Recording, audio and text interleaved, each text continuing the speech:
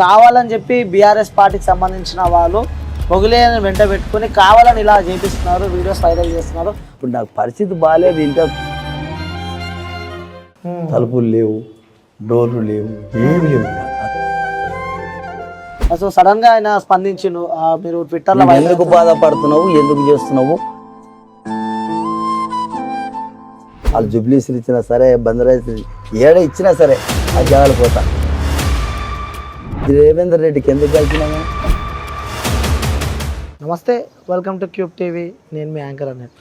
So present మనం ఎక్కడ ఉన్నామంటే ఇబ్రాహీంపట్నం సమీపంలోని ఎంజల్ దగ్గర ఉన్నాం అనమాట. సో ఇక్కడ మేము ఏం చేస్తున్నాం అని చెప్పి మీ అందరికీ డౌట్ రావచ్చు. సో మనం చూడొచ్చు, ఇదే కనిపించే మన బిల్డింగే మన పద్మశ్రీ గ్రహీత కిన్నరి మొగిలయ్య గారి ఇల్లు అనమాట. సో రీసెంట్గా మనం 2-3 డేస్ నుంచి కూడా ఫుల్ వైరల్ నడుస్తుంది అనమాట. కిన్నరి మొగిలయ్య దగ్గర డబ్బులు లేవు, తను మేస్త్రి పనికి వెళ్తున్నాడు అని చెప్పి కూడా పెద్ద ఎత్తున ఆ సోషల్ మీడియాలో నడుస్తుంది అనమాట. దీనికి సంబంధించి అసలు వాస్తవానికి అసలు ఆ కిన్నరి మొగిలయ్యకు గత ప్రభుత్వం కేసీఆర్ ప్రభుత్వం, బీఆర్ఎస్ ప్రభుత్వం ఉన్నప్పుడు కూడా ఆ 1 కోటి రూపాయల దాకా సాయం చేసిన విషయం మనందరికీ తెలిసిందే. సో తనకి ప్రతి నెల 25,000 పింఛన్ కూడా వస్తుందంటూ కూడా పెద్ద ఎత్తున వార్తలు వస్తున్నాయి. కానీ కాంగ్రెస్ ప్రభుత్వం అధికారంలోకి వచ్చిన తర్వాత కూడా ఈ పింఛని ఆగిపోయింది. తను ఇప్పుడు బతకలేని సిచ్యువేషన్లో కూడా తను మేస్త్రి వర్క్ చేస్తున్నాడని చెప్పి కూడా పెద్ద ఎత్తున సోషల్ మీడియాలో నడుస్తుంది. సో వాస్తవానికి అసలు కిన్నరి మొగిలయ్యకు అంత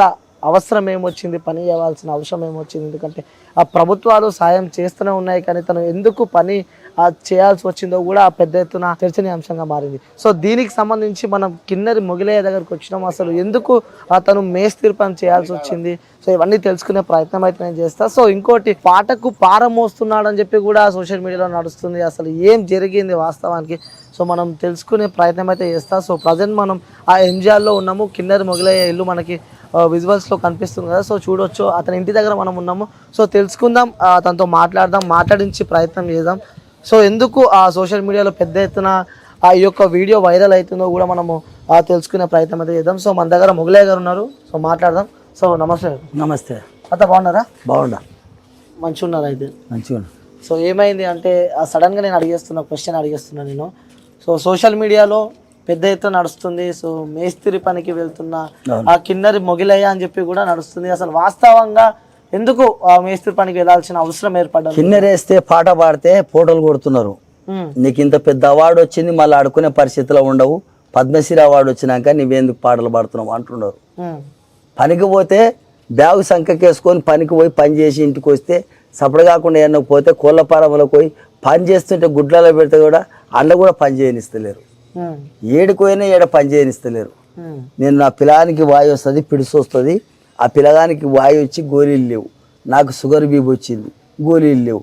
ఎవరు ఇవ్వాలి? పైసలు లేవు.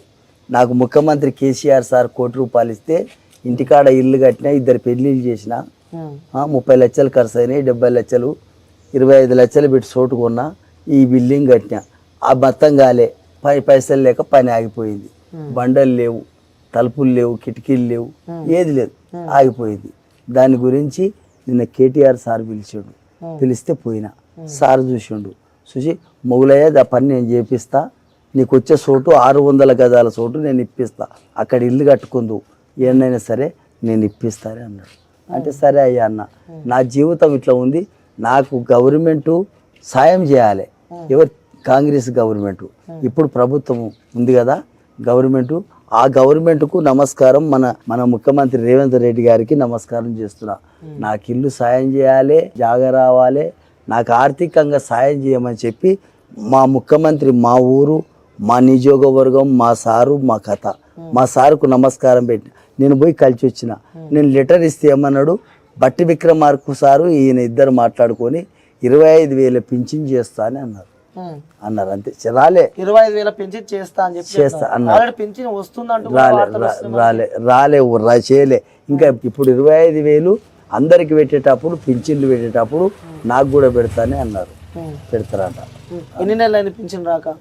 ఇప్పుడు రాలే, కొత్తగా పెడతాడంట. ఇప్పుడు గత ప్రభుత్వం ఉన్నప్పుడు 10,000 వస్తున్న. ఆ 10,000 టయానికి 1 నెల వచ్చినట్టు 1 నెల రానట్టు ఎట్నో వచ్చినాయి. నేను మొన్న నిర్ణయాలకల్లా నిన్న పడ్డాయి 10,000 బ్యాంకులో. 10,000 పడ్డాయి. ఓకే. సో ఇలా నడుస్తుంది. ఎందుకు మీరు పనికి వెళ్ళాల్సిన అవసరం ఏమి ఇంకా పనికి వెళ్ళకపోయి నేను చెప్తలేను ఇప్పుడు నాకు పరిస్థితి బాగాలేదు. ఇంట్లో 9 మంది ఉండరు, ఒకరిద్దరు కాదు. ఒక పిల్ల తల్లి, ఒక చిన్న పిల్ల, పెద్ద పిల్ల, వాళ్ళు వీళ్ళు అంతా వాయొచ్చి పిల్లాడు, ఆ పిల్లని పిల్లం కన్నది కానిపోయింది, సన్న పిల్ల తల్లి, పరిస్థితి బాగాలేదు. ఎవరు ఆదుకోకపోతే అయ్యేది ఏముంటుంది? పోయిన గవర్నమెంట్ నాకు ఇంత సాయం చేస్తే ఇల్లు కట్టిన, ఆ ఇల్లు అమ్ముకుంటారు తింటారు నా పిల్లలు, ఇంకా అంతకంటే అయ్యేది ఏముంటుంది? అంతే గవర్నమెంట్కు నేను ఒకటే అడిగిన, ఆయన దయవుంటే ఏని లేకపోతే లేదు. అంటే చాలా పైసలు కిన్నరి మొగలయ్య దగ్గర చాలా పైసలు, ఎందుకంటే పవన్ కళ్యాణ్ కూడా ఆ సాయం చేశాడు, 25 లక్షల దాకా పర్సనల్ గా సాయం చేశాడంటూ కూడా వార్తలు వస్తున్నాయి. ఇప్పుడు చెప్పినా మళ్ళీ టీవీలో మాట్లాడినా అంతే ఉండాలి, ఆయన కలిసిన అంతే ఉండాలి. నాకు ఇచ్చిన 2 లక్షలే పాట పాడినాక నిరుడు పర్సనల్గా ఇచ్చిండు, పర్సనల్గా 2 లక్షలు ఇచ్చి కథం అంతే. ఆ 2 లక్షలు ఇస్తే దవాఖాన్ల ఖర్చులే. నా కొడుకుకు దవాఖాన్లు ఇస్తే 8 లక్షలు అయినాయి. 8 లక్షలు అయితే కేవీ రమణాచారి ప్రభుత్వ సలహాదారు కేవీ రమణాచారి ముఖ్యమంత్రి దగ్గర ఉంటాడు. ఆ రమణాచారి గారు నా కొడుకుని తీసుకుపోయి కాశీగూడ దవాఖాన్లో పెట్టి 8 లక్షల రూపాయలు అయితే 2 లక్షలు కట్టి బేదోడు అని చెప్పి, నా దగ్గర పైసలు లేకపోతే 2 లక్షలు ఆయన కట్టి పిల్లని తోలుకొచ్చింది ఇంటికి పైసలు లేక. ఆ కేవీ రమణాచారి ఆయన నాకు బట్టలు కొనుక్కోనిక కూడా అధికారం చాలతలేదు. ఆ బట్టలు ఆయనే తెస్తాడు, ఈ బట్టలు శాలువలు ఆయనే తెస్తాడు, ఆయనే తెస్తాడు. ఆ రమణాచారి ఆయన చాలా గొప్ప ఆయన. అంటే ఇంట్లో పరిస్థితులు బాగాలేక. సో మీరు వాస్తవంగా ఎక్కడికి వెళ్ళారు పనికి? నేను ఒక్కతాను కదా, అచ్చంపేటకు పోతున్నా, ఇక్కడ పోతున్నా, ఇబ్రపట్నం పోతున్నా, ఎక్కడ పడితే అక్కడనే ఏడ పని దొరికితే ఆడ పోతా, పని చేసుకుంటా, చల్ల నీడ చూసి చేస్తున్నా అంతే. నా చేత 73 ఏళ్ళు ఉన్నాయి నాకు. సో ఇంట్లో ఎంతమంది ఉంటారు మీరు? నాకు 9 మంది ఉంటాం. 9 మంది ఉంటారు. సో వాళ్ళందరూ వర్క్ చేయాలి అంత ఒరిజినల్గా పిల్లలు మొత్తం చేతగా. ఓ పిల్లగాడు చదువుకుంటాడు, ఓ పిల్ల చదువుతుంది, నా బిడ్డ పిల్ల చదువుతుంది. నా బిడ్డ పిల్ల 10 ఏళ్ళ ఉంది, ఓ 15 ఏళ్ళ ఉంది. ఆ బిడ్డ పిల్ల చదువుతుంది. ఓ కొడుకు వాయొచ్చినోడు, వానికి పెండ్లము, ఆ పెండ్లము కన్నది కానిపోయింది. ఓ పిల్లగాడు, చిన్న పిల్లగాడు, అందరు నా తానే ఉండరు. అందరు మిగతా ఓకే. నిన్న మొన్న కిరాయి ఇంట్లో ఉన్నా, కిరాయిలు లేకుండా ఇంట్లోనే ఓ పక్కల రూమ్లో ఉండా, ఇంట్లోనే ఉండా, కిరాయి తప్పింది. కానీ ఇల్లు ఇంత పెద్ద బిల్డింగ్ కట్టిండు, బాగానే పైసలు వెనకలకి వేసుకున్నాడు, పైన సంపాదిస్తున్నాడు అని చెప్పి అని మంది అనుకుంటున్నారు. అనుకోని ఇంక మనకి ఇచ్చిన వాళ్ళకు గుర్తుంది, అది ఈయన వాళ్ళకు గుర్తుంది. నాకు ఇచ్చింది కేసీఆర్ సార్ ₹1 కోటి. ఇంటికాడ 10 లక్షలు పెట్టి ఇల్లు కట్టినా, అది ఎక్కడ కాలే, ఇడిచిపెట్టే వచ్చిన 10 లక్షలతో ఇల్లు కట్టిన. ఆ బిల్డింగ్ మొత్తం కావాలని అంటే నాకు పైసలు కావాలి. పైసలు ఎవరు ఇస్తారు? ఎవరు ఇవ్వకపోతే అమ్ముకుంటాం, నా పిల్లలు తింటారు. కానీ అంటే ఎలక్షన్ టైం నడుస్తుంది, ఆల్రెడీ ఎలక్షన్ కోడ్ లో ఉన్నాం. ఎలక్షన్ టైం నడుస్తున్నప్పుడే కావాలని చెప్పి బీఆర్ఎస్ పార్టీకి సంబంధించిన వాళ్ళు మొగులేని వెంట పెట్టుకుని కావాలని ఇలా చేపిస్తున్నారు, వీడియోస్ వైరల్ చేస్తున్నారు, ప్రభుత్వాన్ని నెగిటివ్ చేయడానికే చేస్తున్నారు అని చెప్పి కూడా నాకు ఆ ప్రభుత్వం అని చెప్పి నేను ఆ ప్రభుత్వము పార్టీలో నేను పోలే.